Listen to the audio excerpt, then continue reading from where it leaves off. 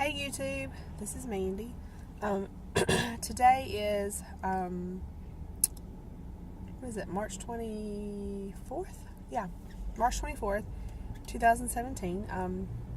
I am coming to you today with a little bit of an update. I was 1 year post-op my revision from vsg to rny on February the 4th of this year. So that was a year, about, I sound like 13 months, right? 13 months and some change. Anyway, I've been maintaining a weight between 185 and 190, just give or take the day. Also in February, I turned 40 years old. So, you know, I've been going at this for quite some time now. Anyway, I have been continuing my therapy. I began the process of doing the ADHD testing, and that's gone okay. Talking to the psychiatrist, she's kind of scared me about the whole medication thing, so I'm not really 100% on that.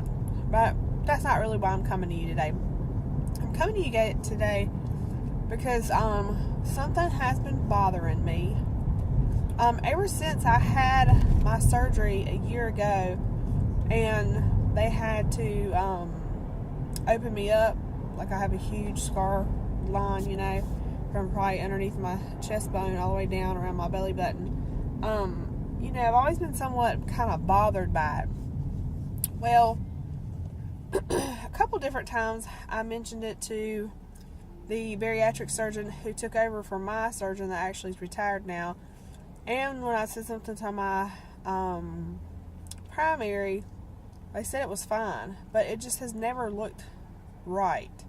You know how, like, you have your fat rolls, your fat roll looks like a fat roll, and then how, like, when you go through bariatrics and your stomach deflates because you have fat loss, it just kind of looks like an apron, so your skin just kind of hangs down, and you know, you can make it wobble, if that makes sense. Well, the bottom of my stomach wobbles. The top of my stomach, it's like a big lump with a hump on the right hand side, and it's kind of always been that way. But since I've been back from my vacation trip for my birthday, I've noticed, or I have felt like maybe it's gotten bigger.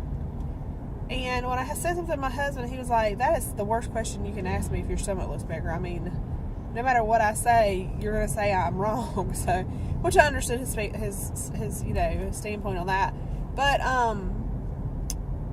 I started noticing a few days ago that pants were fitting tighter on me. And then when we were sitting at dinner one night, I literally had to unbutton my pants because it started hurting. My stomach started hurting. So I weighed myself. I have not gained any weight, guys. I mean, I'm still right around 188.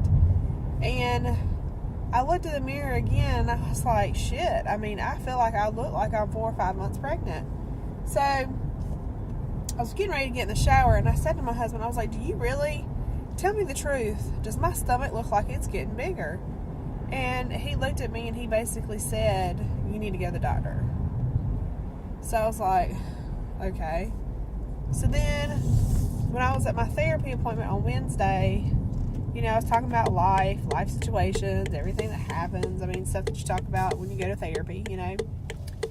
And I had mentioned to her that I kind of was having a little tenderness and, you know, my whole pants situation, and I showed her my stomach, and she basically said, you know, the only thing I can tell you is you need to go seek medical attention. So, you know, I was obviously in the right place because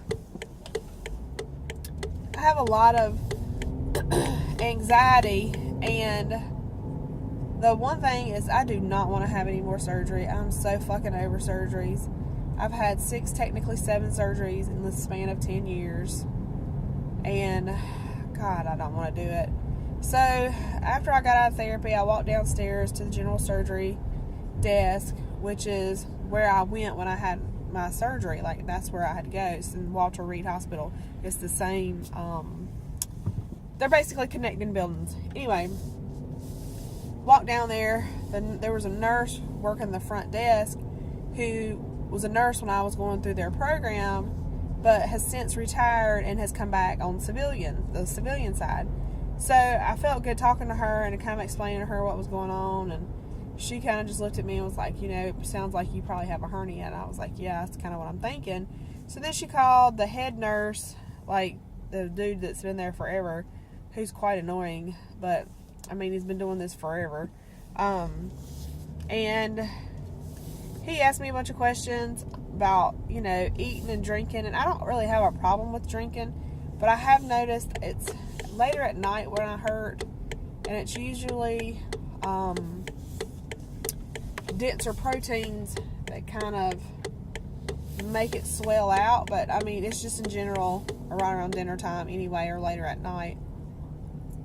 So he said, as long as you're hydrated, you should be fine. They made me an appointment for Wednesday, this coming Wednesday at 1:30 Eastern. And I'm truly not looking forward to it, because I get asphyxiated on things, and I just keep playing over in my head again. I don't want to have surgery. I don't want to have surgery. I don't want to have surgery. But I can tell you guys, waking up today, they're going to have to do something. Because even though it's 2-something in the afternoon right now on Friday, normally I don't really feel anything until later at night, and it's just real tender, like right now, and it's not, I don't want to say it's painful, because it's not really painful, like, oh my God, I'm gonna die, it hurts so bad, but it is tender, and it has increasingly become more tender, if that makes sense. And my sister just basically was like, well, on the scale of, 0 to 10 or whatever your nurses give you, what is it? And I would definitely say that I'm a 3 to 4, but it's really just more annoying kind of a thing. And I really kind of, I guess, started noticing it more, like, with the pants situation, and I just thought it was because I had constipation. But then once I pooped it all out, it was still kind of there. And it's like a hard lump. And you can push it, and it pushes back at you. It's really kind of weird. But, so that's just kind of what's going on now. I'm very annoyed by it. But, that's just kind of my update for now. So I hope you guys are doing well. I will not be going to WLSFA, but I will keep you updated on this if something happens. So anyway, I guess I will be seeing you guys later. I'm sorry if I was driving, but this is the only time I had to do this. So talk to you later. Bye.